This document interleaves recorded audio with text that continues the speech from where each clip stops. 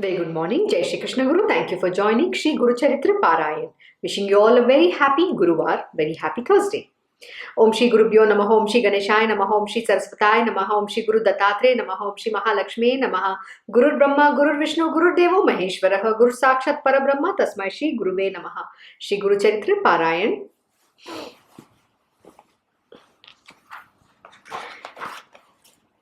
Today we'll begin a new chapter, which is chapter 17, Metamorphosis of the Blockheaded Youth. This chapter describes how Guru Nath transforms a blockheaded Brahmin youth into a great pandit, who was directed to him by Goddess Bhuvaneswari Devi herself. So yesterday, just a quick recap, we understood how it is important to have a Guru Bhakti and what kind of devotion do you need to have, and what are the three different kinds of disciples based on the anecdote explained by Narasimha Saraswati by Dhaumaya Rishi, that is the disciples of the Dhaumaya Rishi. Now in all of this, the most important lesson that you need to take, or we all have to take with us, is that the foundation of the spiritual sadhana can only be based on two important things, and that is Guru Bhakti and Guru Seva. Without Guru Bhakti and Guru Seva, the fruition or the fructification of that spiritual sadhana is not possible at all.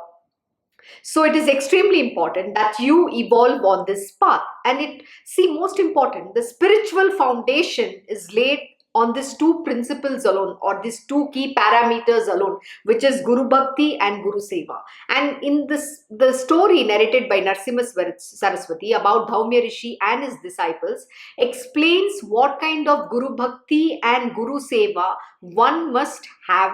So if you have a real master in your life, you need to make sure your bhakti is of the highest order and your seva to him is done selflessly, not bothering about I, me, myself.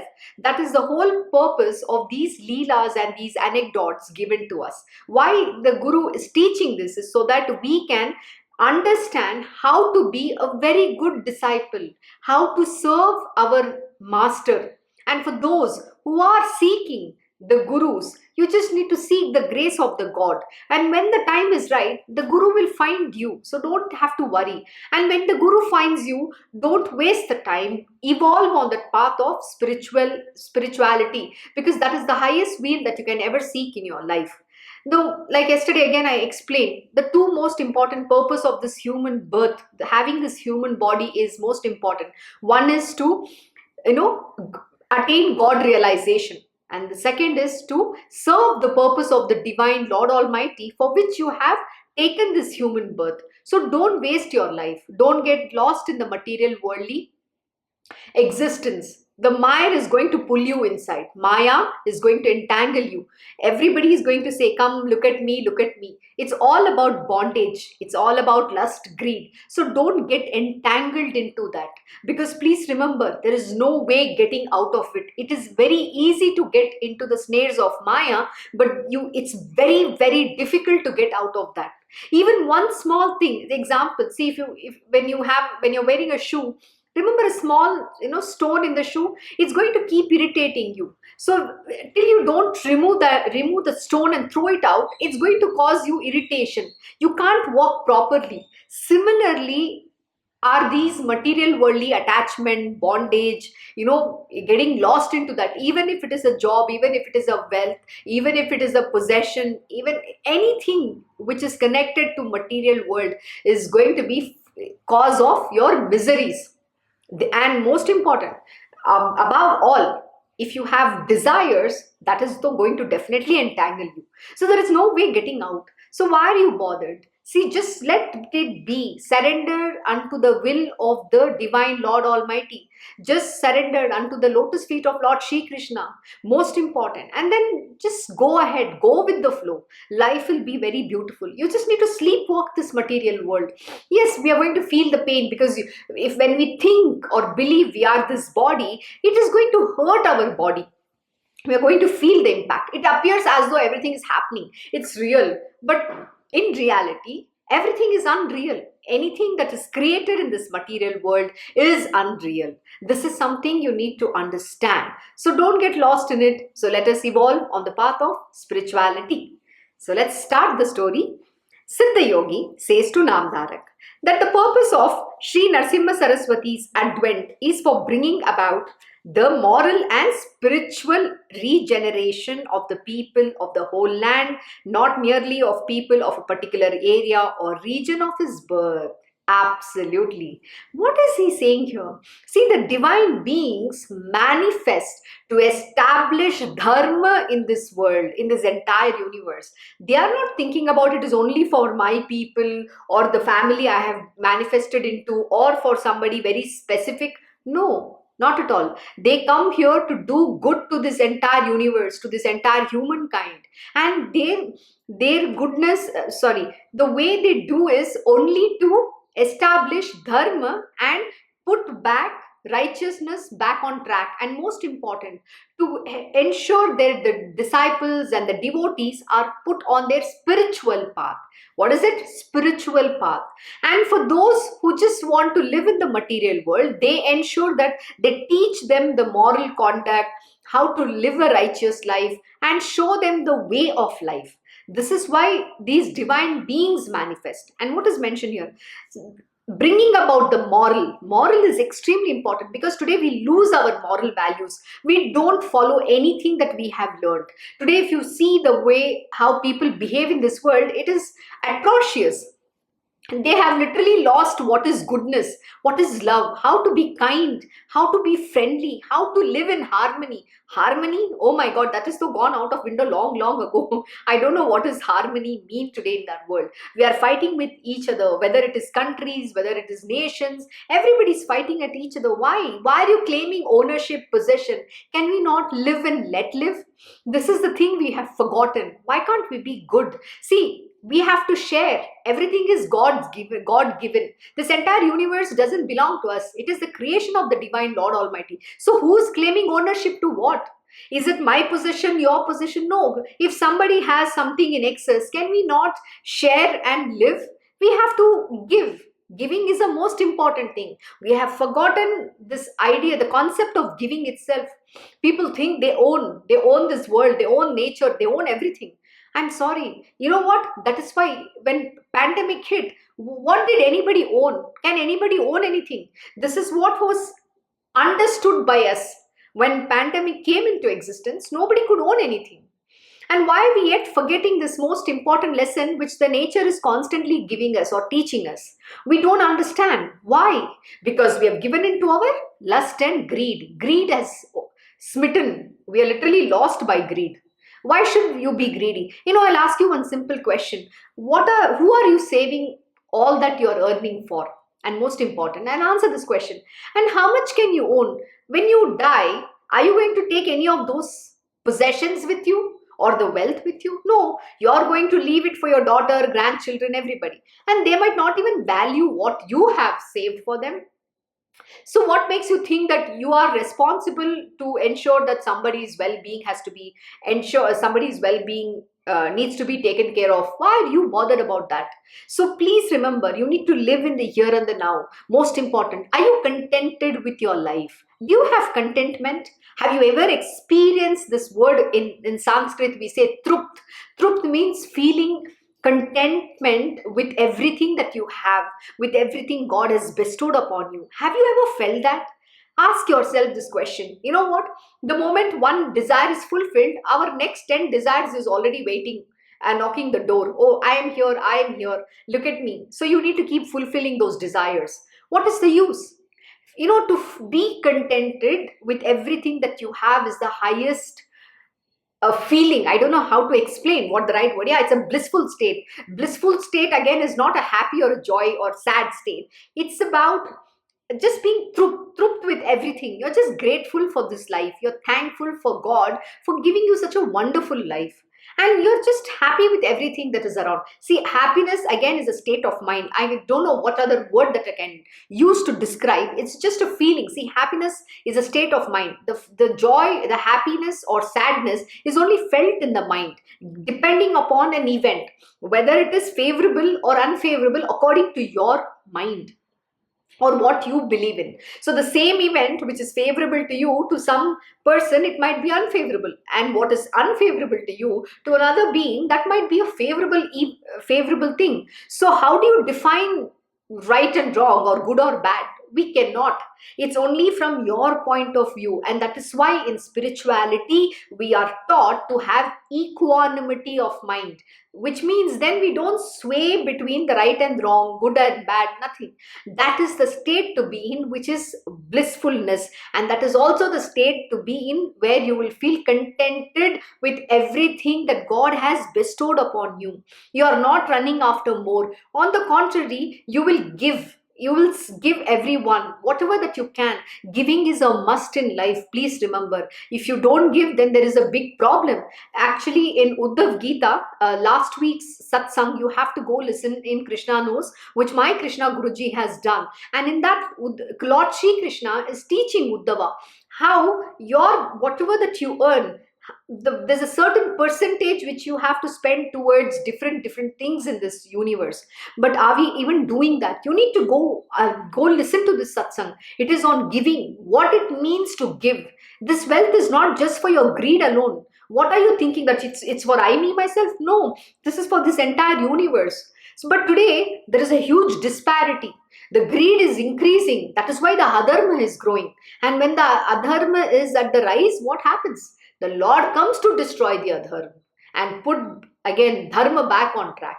That is why the divine manifests. So in this, Narasimha Saraswati is saying the reason of his birth is to establish, is bringing about the moral and, most important, listen to the word, spiritual regeneration of the people of the whole land.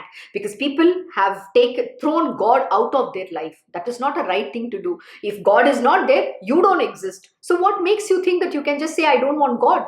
That's not the right thing to do. That is why these people manifest time and again. Not merely of people of a particular area or region of his birth. He was a Vrajaka, a constant, itinerant, never staying normally at one place for more than 5 days at most. So he used to keep roaming. See, they are Avaduta, free. Lord Dattatreya is an Avaduta. He is ever free. He is roaming all over this universe. And he's not going to be in a particular place. He's going to keep going ahead.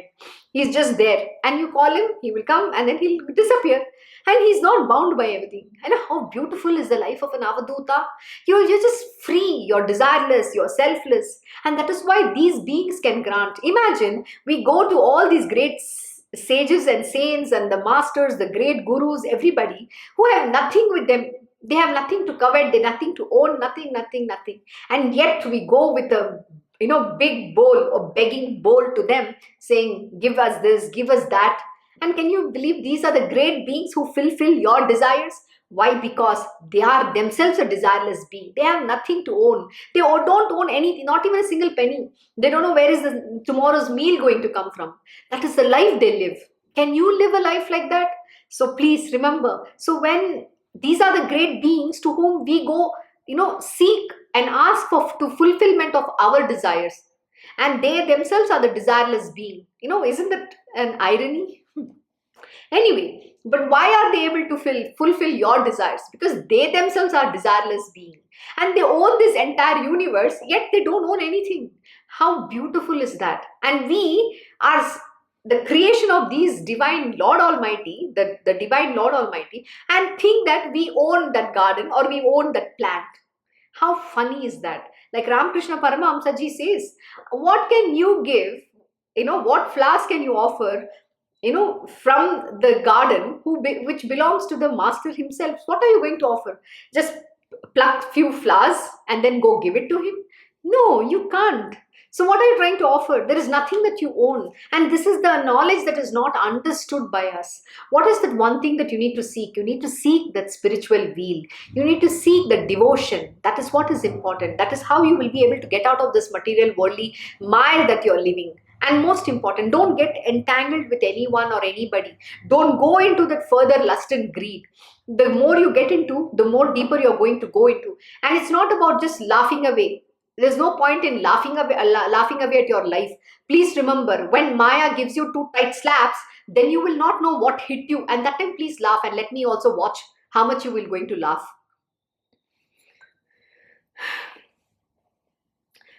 So, like clouds moving in all the directions and to even the farthest corners, only for the purpose of showering rain and to provide the life-giving waters to all. So also Shree Narasimha Saraswati, wandering all over the land, visiting all the pilgrim places, was bestowing his grace on all people of different places and different regions and of all types. He used to alleviate the afflictions of the people by his divine powers. For the spiritual aspirants, he was Jnana Bhaskara, dispelling their doubts, illumining their intellect, and uplifting and enriching their spirit. Who was he? Jnana Bhaskara for those spiritual seekers. So how many spiritual seekers are there today in this world? No, everybody comes with material desires alone. Yesterday, my Krishna Guruji was doing a very beautiful lesson from Samarth Ramdas's Das Bodh. In that, Samarth Ramdas Maharaj is teaching the great masters, when they manifest, they look for this 1 in a billion or million, that one true spiritual devotee, true spiritual aspirant who wants to just want God in their life. Not saying that I want to get married, I want a job, I want to get lost in this material world. No, a real devotee, that is who they seek, the one who wants to commit their entire life for spiritual weal alone, for spirituality alone. They want to stand these lessons. That is the kind of a devotee which these great masters keep seeking. They don't give up. In that, Samarth Ramdas Maharaj has said, you have to find that 1 in a million, because there's only one being like that, one person like that, and that is God's own creation. So, but you have to keep looking. And this morning, my Krishna Guruji gave a very beautiful satsang to me. He just said, you have to keep the company of these devotees alone. Keep those who can talk about God, not those who can talk about only the material worldly stuff. Oh, you know what? My grocery is over. Can you buy me this grocery? Oh, you know what? Oh, today, what food did you make? Today, I made this. Oh my God.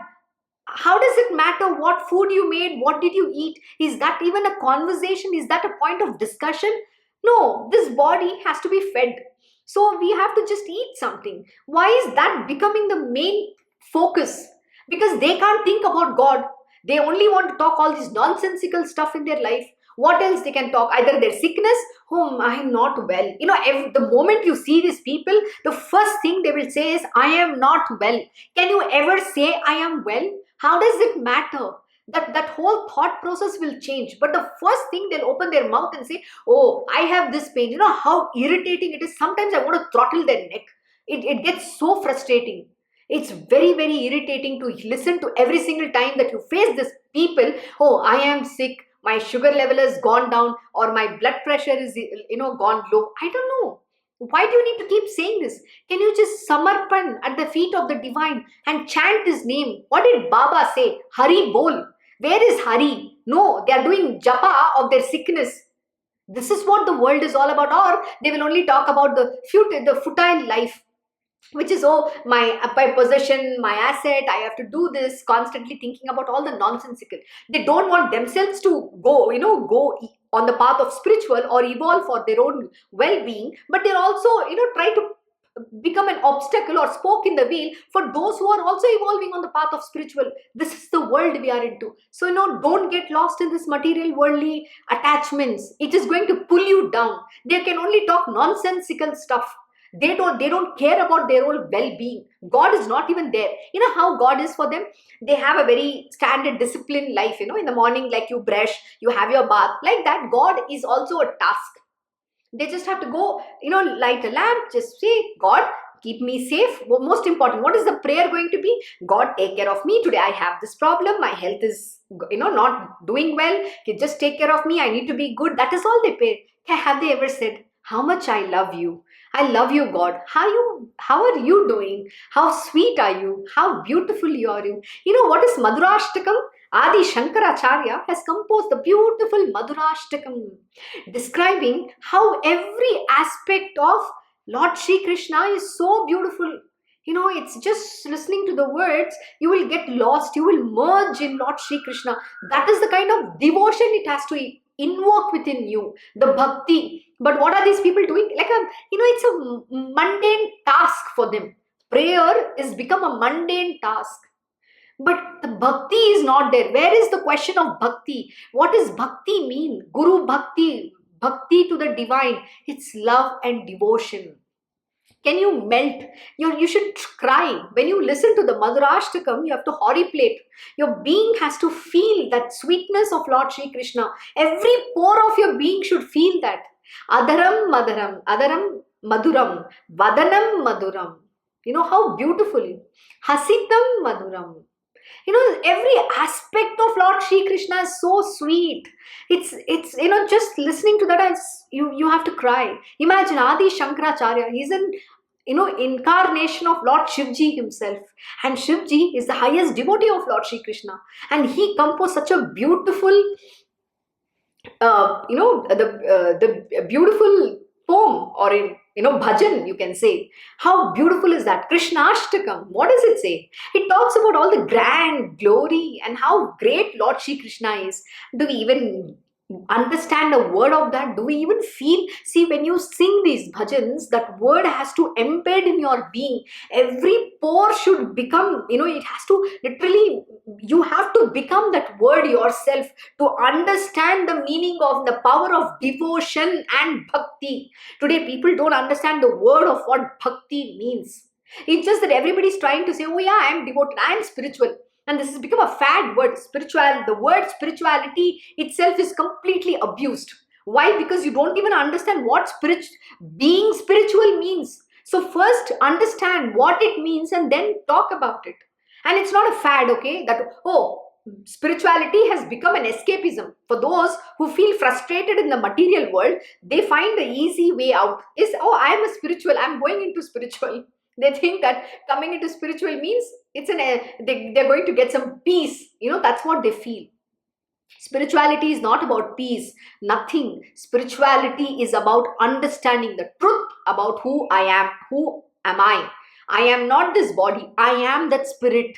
I am the divine being. I am not this body, this mind, the senses, the things that I believe to be. Not this ego, not this arrogant being. No, none of this. I am the divine being. That realization is what is called self-realization. You need to realize the God within you. That is why we say God realization. Understanding the truth. And that is possible only through bhakti, devotion. Yes, there are different paths, but in Kali Yuga, the only path is bhakti alone, bhakti marg, the path of bhakti unto anybody, unto your own ishta, whoever you love the most. Just have love and devotion to them. Have absolute bhakti. See, spirituality again is not for everybody. Why did Samarth Ramdas Maharaj say that? The gurus and the great masters keep searching for this one in a million disciple or devotee.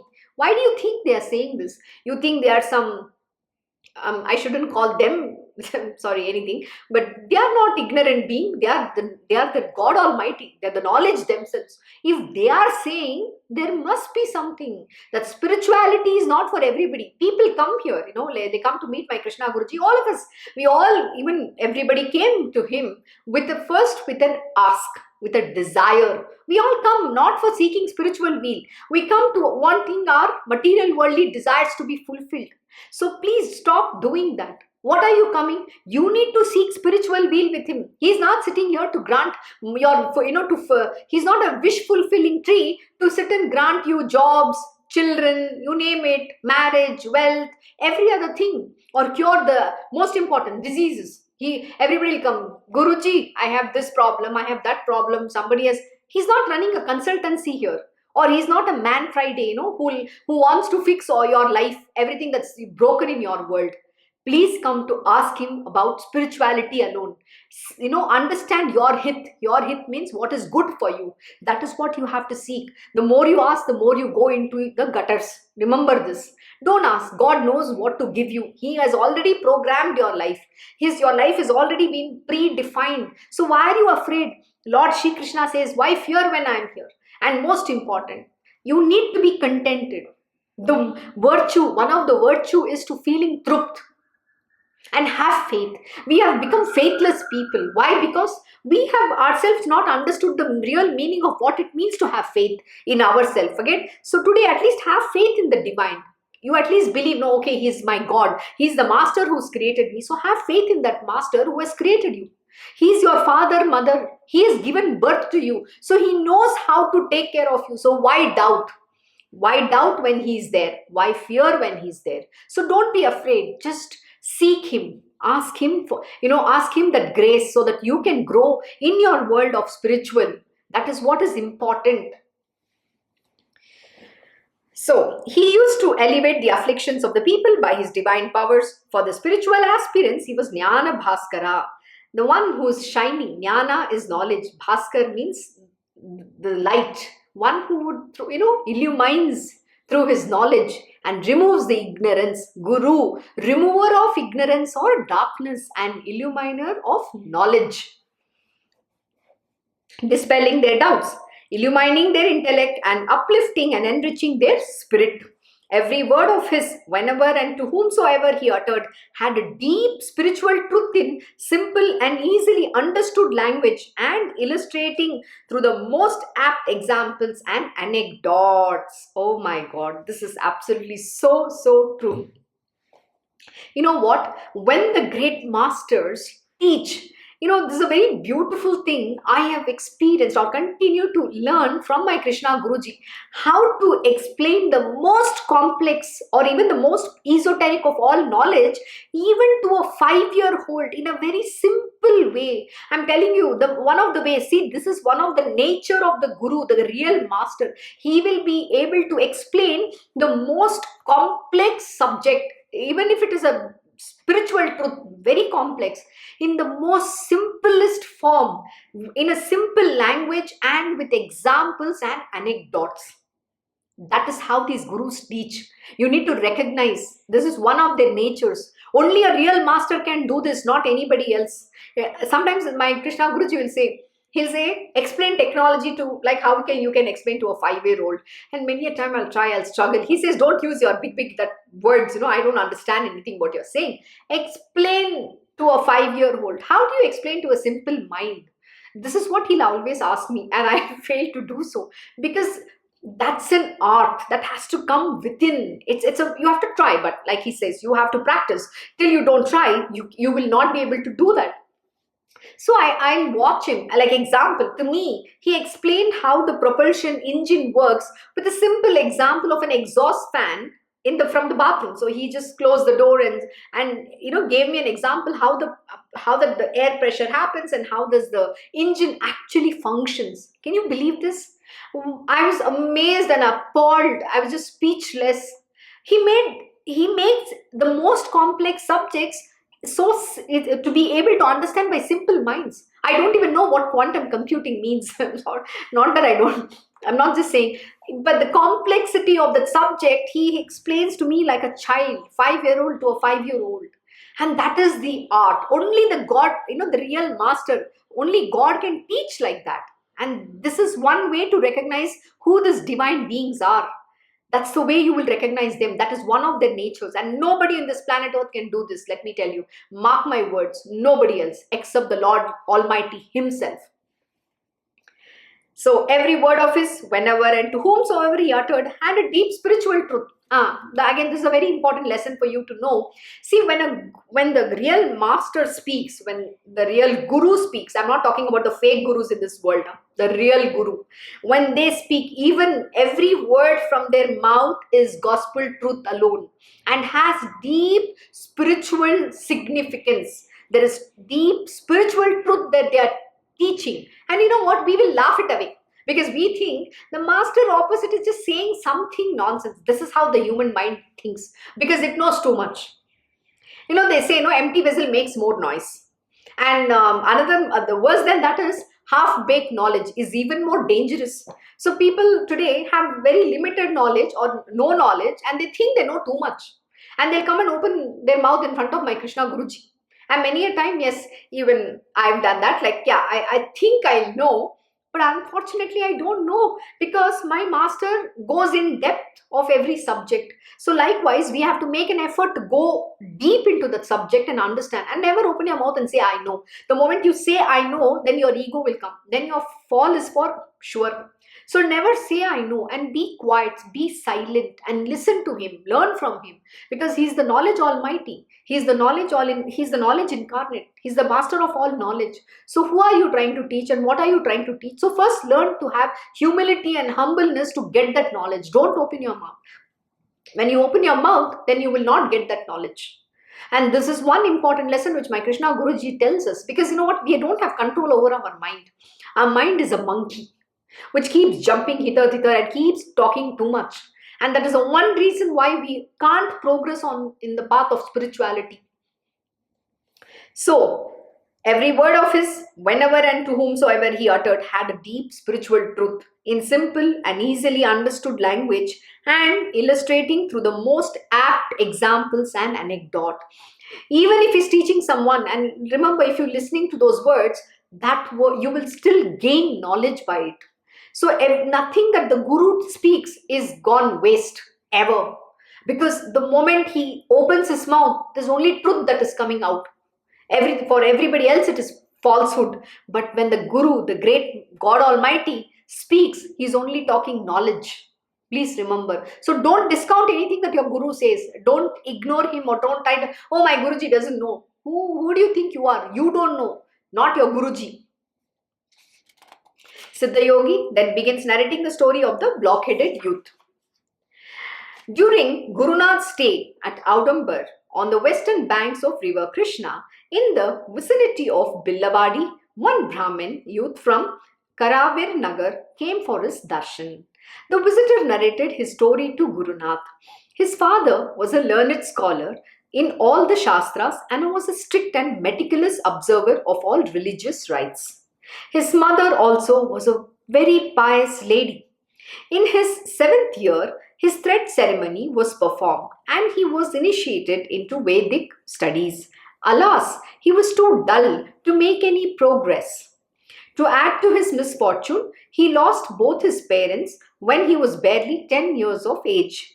He was advancing in age but without making any progress in studies. He became a butt to ridicule in the town. Even his near relations were showing nothing but contempt towards him. A few well-wishers of his advised him that he should still try and pick up learning. They stressed the importance of learning in life. Through learning only comes wealth, happiness, respectability, and fame.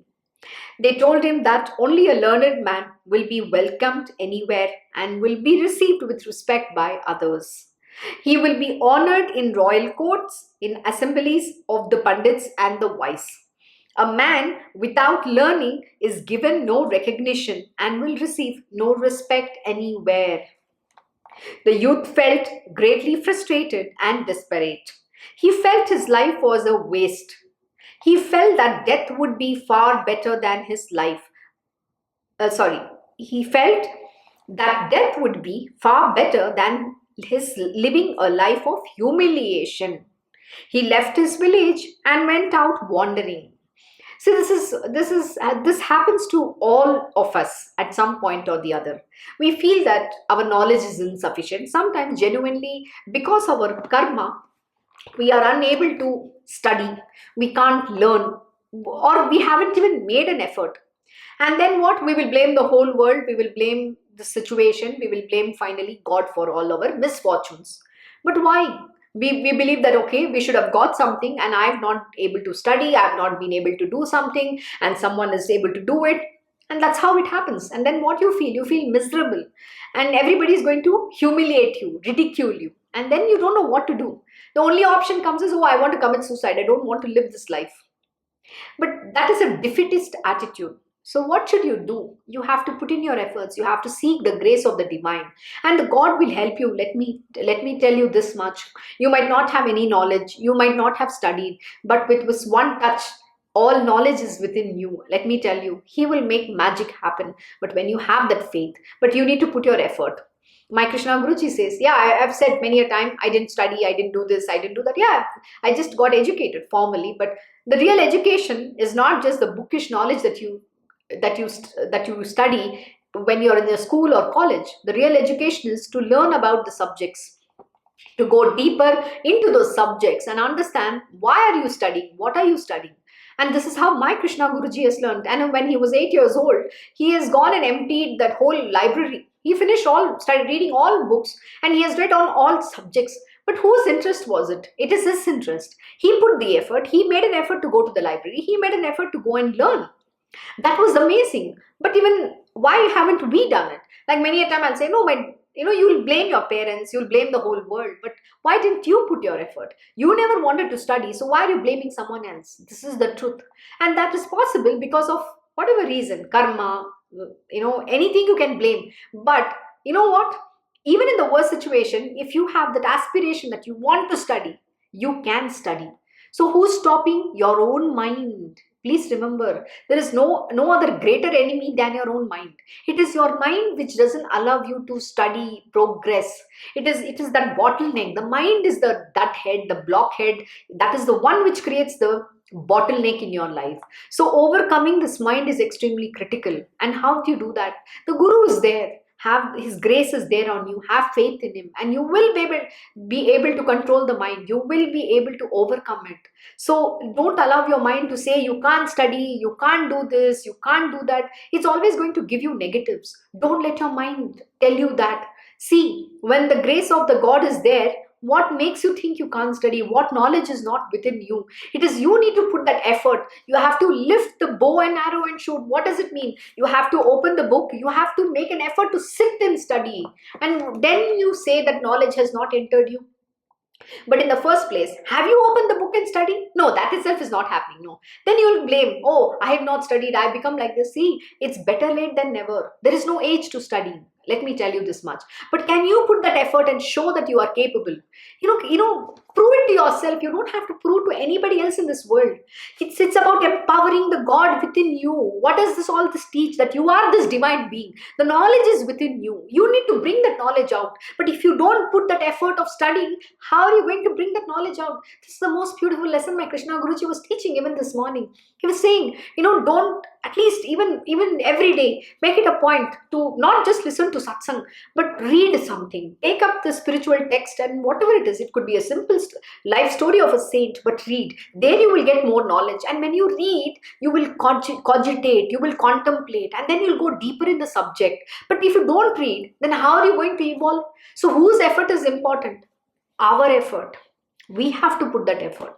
Nobody can give it to you from outside. See, knowledge, everything rests within us. But how does the grace will dawn? Only through self-effort. That is why Lord Shri Krishna in Bhagavad Gita keeps saying to Arjuna, one, you are your own best friend and you are your own worst enemy.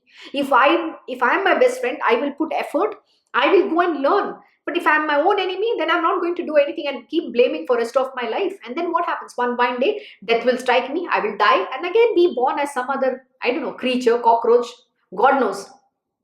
Am I going to be born in some pious home? I don't even know that, because I'm living a miserable life. So what kind of life will I get in the next birth? I'm going to become a miserable being. So why are you doing this? Everything is in you, within you. So empower, rise, wake up, and magic will happen. And this is exactly what Narsim Saraswati is going to prove here to this boy, where with his touch, he's going to give him that knowledge. It is all there within him. Through learning only comes wealth, happiness, respectability, and fame. They told him that only a learned man will be welcomed anywhere and be received with respect by others. He will be honored in royal courts and assemblies of the pandits and the wise. A man without learning is given no recognition and will receive no respect anywhere, which is the truth. The youth felt greatly frustrated and desperate. He felt his life was a waste. He felt that death would be far better than his than his living a life of humiliation. He left his village and went out wandering. In his wanderings, he came across the temple of Bhuvaneswari in Billavadi on the eastern bank of river Krishna. He sat before the idol in the temple and started on a praying that unless the deity blessed him with learning and knowledge, he would continue his fast and cut off his tongue and even his head. Moved with compassion, the goddess appeared before him in a dream and said, "Go to the other side of the bank." Sri Narsimha Saraswati, the embodiment of all knowledge, the learning and wisdom, is on sojourn there. Pray to him, he will fulfill your desire. Why is she sending to Narsimha Saraswati? Guru is the knowledge, the abode of knowledge, the embodiment of knowledge. Guru is the doorway to God. Without Guru, you can't attain any knowledge, no wisdom, no learning will come. So always seek the grace of your master. Knowledge is the one thing that you need to seek, nothing beyond that. But please, knowledge is not to get pride and arrogant or become haughty. Knowledge is only to remove your ignorance. So understand the real purpose of knowledge too. Knowledge is not to show your power or bring ego in you. Knowledge is only to do good in this world and to understand the truth and get rid of your ignorance. The youth went to Sri Narsimha Saraswati to receive his blessings. Sri Narsimha Saraswati placed his hand on the head of the youth. The blockheaded youth became enlightened with all the scriptural learning and knowledge instantly. This is the grace that the gurus can confer. So seek for this alone. Let the grace be so that knowledge, you can understand that teachings, whatever he's teaching you, that knowledge should percolate you so that you are able to learn. So only ask for that grace from your master and rest everything just surrendered unto his feet, and then you will experience magic. Thus ends the 17th chapter of Sri Guru Charitra, describing Brahmin youth's Uddharana. Glory to the all-merciful, the omnipresent and the ever-responsive Guru Nath. We still have 15 more minutes. Let us continue with the new chapter. Chapter 18, Poor Brahmin Finds Treasure. This chapter describes how Guru Nath comes to Panchaganga Kshetra, the holy confluence of the Panchaganga and river Krishna near Amrapur. Guru Nath relieves the poverty of a Brahmin of Amrapur by making him discover a treasure pot in his own yard. Oh my God, this is a very beautiful lesson. Let us see what it is all about, Siddha Muni told Namdarak that she, Narsimha Saraswati, sojourn on the banks of river Krishna was to sanctify the places around and to regenerate the people morally and spiritually. And this is why the great masters wander all over the place. And today, my Krishna Guruji is actually going to begin this in his life. He's done so much. Yes, we travel, we do a lot of pilgrimages. Yes, he's finished his job of teaching. He has given all the knowledge. Now today, he wants to go ahead and just travel, meet all the sages, saints. Why? Because he has to, sanctify the places around and to regenerate the people morally and spiritually. Most important. So with his grace, he's just going to go do that. Sri Narsimha Saraswati visited the Panchaganga Sagara, the confluence of the 5 holy rivers, Shiva, Bhadra, Kumbhi, Bhagwati and Saraswati, where they all meet and merge in river Krishna. The temple of Amreshwar was located there, and hence the place was called Amrapur. Nearby was the Shakti Tirtha, where resided 64 Yogini Shaktis, serving and worshipping Amreshwar, but unseen by others. They are there. This is a very beautiful place. This is, where this place is. This is near Narsobacha Vadi, where Sri Narsimha Saraswati will have lived there under the Audumbar tree in invisible form. Even today, his padukas are kept there and worshipped. This is right opposite to that Narsobacha Vadi. some of my Guruji's disciples and along with my Guruji, we visited this place. We had the privilege of my Guru's blessing so that we could visit this holy place. But the very sad part was that this place is not known to the world, and today it's in a very, insides of that, this village, and hardly anybody visit. They're just managing it, but it's not kept in a great condition. And yes, these 64 yoginis are living there. It so happened when my Krishna Guruji and along with few of his disciples, when we visited there was a very old lady who was sitting. She was one of the yoginis, but appeared to be very ordinary, very ordinary, fragile, old, lady who was, and she was just completely bent. And she was the one who was guarding that place. And when we went inside and offered our prayers, and my Guruji went inside where the priest had called him, and he was showing him, he was doing that puja, and he was showing him that place. The yoginis were holding the chamar, the umbrella, onto my Guruji's head. But of course, we were not able to see. It was only my Guruji who was able to see them. And that is the great ways how these 64 yoginis serve. And let me also, there is a very beautiful story about the 64 yoginis, which I will narrate to you tomorrow. But let us read this beautiful chapter now, okay? The temple of Amreshwar was located there, and hence the place was called Amrapur. Nearby was the Shakti Tirtha, where resided 64 yogini Shaktis serving and worshipping Amreshwara, but unseen by others. Nearby was Papa Vinasini and other holy Tirthas too. Shri Narsimha Saraswati stayed at Amrapur for 12 years.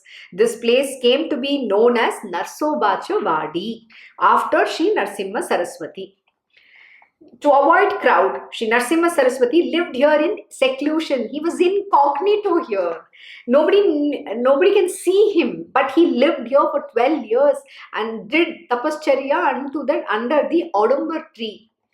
In the afternoon, however, he used to go out in the guise of bhikshu into the town and ask for alms at just one or two houses. Siddha Yogi narrates to Namdarak about an incident that took place during Shri Narsimha Saraswati's stay at Amrapur. In the town lived a poor Brahmin. Added to his poverty, he had a large number of children. He used to live by alms, but when he could not get enough alms, his wife used to cook the leaves of the Gevda creeper. It's a vegetable, it's one of the beans, which was growing on their front yard. Thus, the creeper turned out to be the main source of sustenance for the family most of the days. One day, Shri Narsimha Saraswati came to the door of the poor Brahmin and asked for bhiksha. The Brahmin welcomed him and offered him worship duly.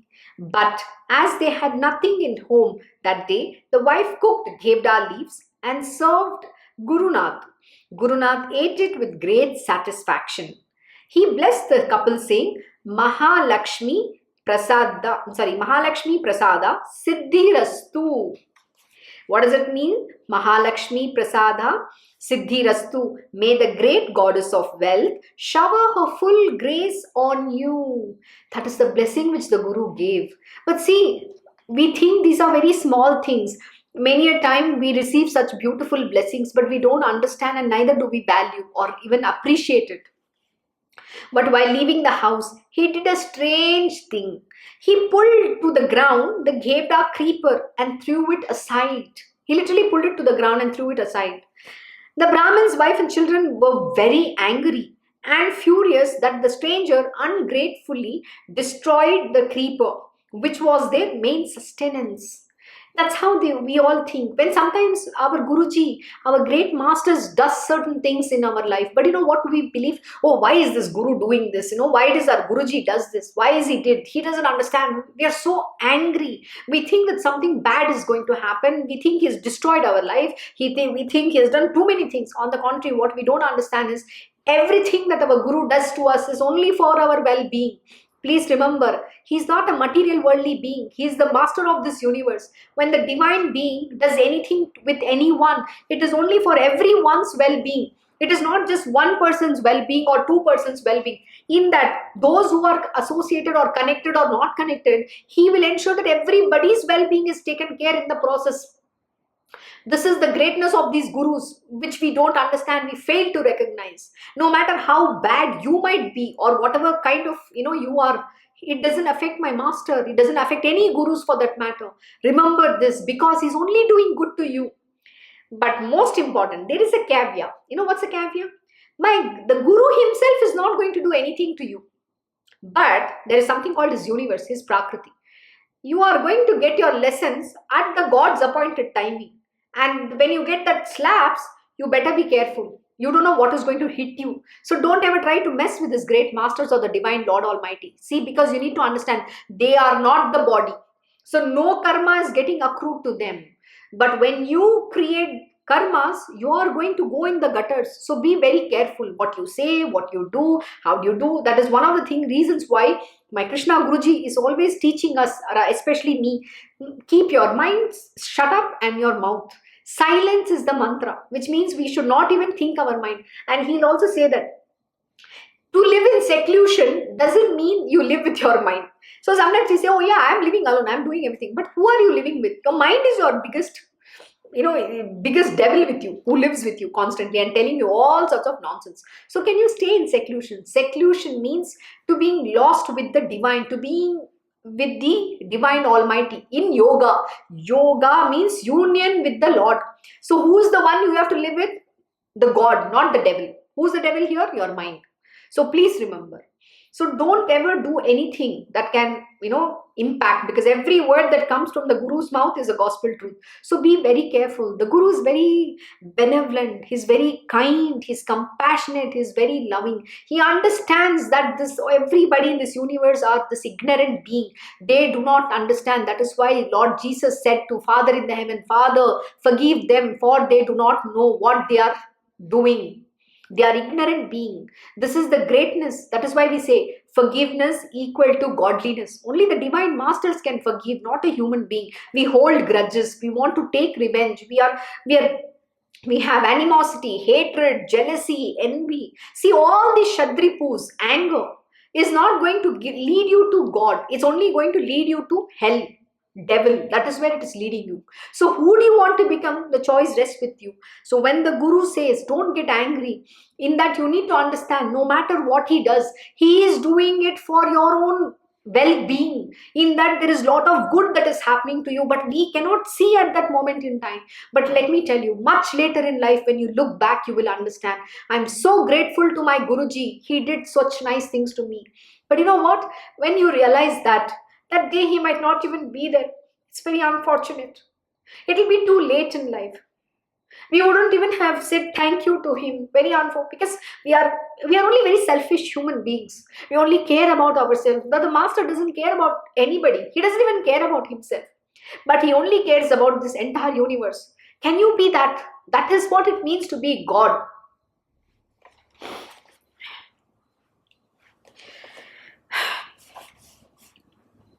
The wife began to weep, and the children too, as they all loved and looked after the creeper with great concern and solicitude. They were all worried how they would be able to sustain themselves on the days when the Brahmin would return home without receiving any alms.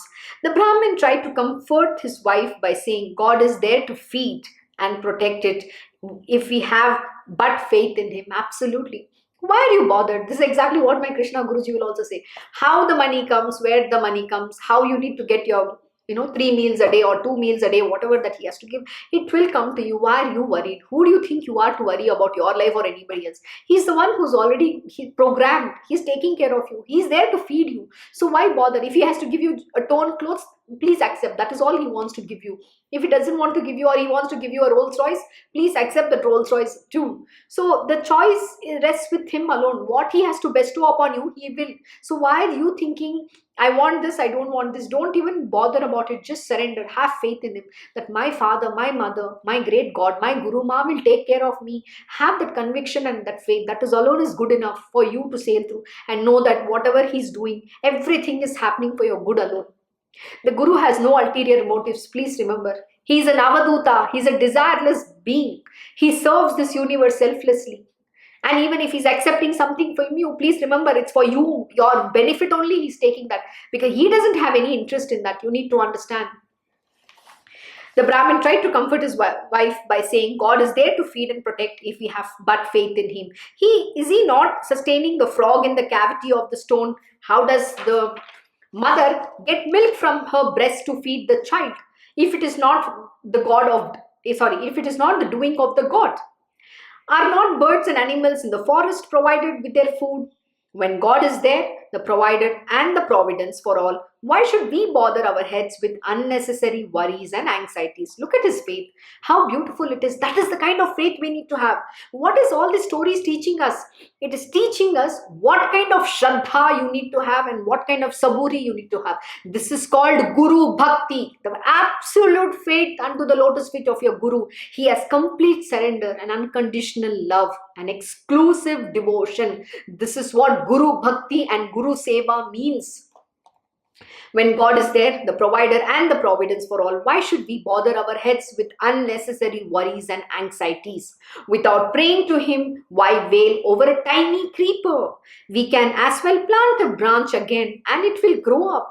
In few days, everything will have a divine purpose and everything is for our good. Exactly what is it? There is a divine purpose which you and I can't see, because we cannot see beyond our nose. We cannot see how the God looks at this entire universe. His view is 360-degree view. He's the master of this universe. He knows your past, present and your future too. So he's only going to do what that is right for you. But when you don't listen to using your own mind, self-conceit and deceit, and do exactly what he's saying you not to do, you are in trouble. You're going to get entangled in the snares of the Maya. Then you will get two tight slaps, and then don't blame your Guru or your God and Master. And all that laughter will turn into a miserable cry. So be careful. Be cautious. Always, have that humility and humbleness. Don't go against the will of your Guru Dev. Please remember, it is extremely important. When you don't pay heed to listen to him, then everybody is going to face the same repercussions. It's whether it is me or you or anybody in this world. We cannot go against the divine ordained. Remember this.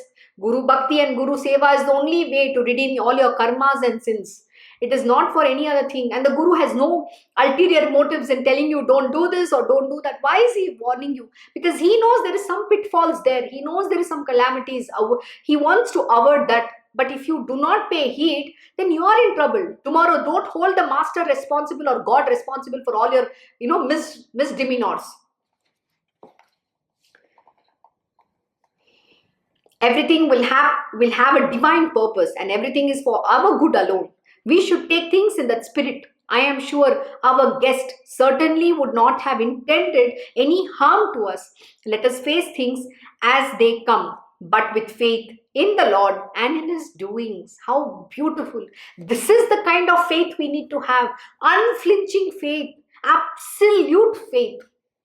The wife was now reconciled and calmed down. Both of them went into the yard. The Brahmin pulled out the roots of the Gevda creeper also and started digging there to make place to plant a branch creeper there. Lo, as he was digging with the iron crowbar, he heard a clinging sound as if the crowbar was hitting against a hard surface.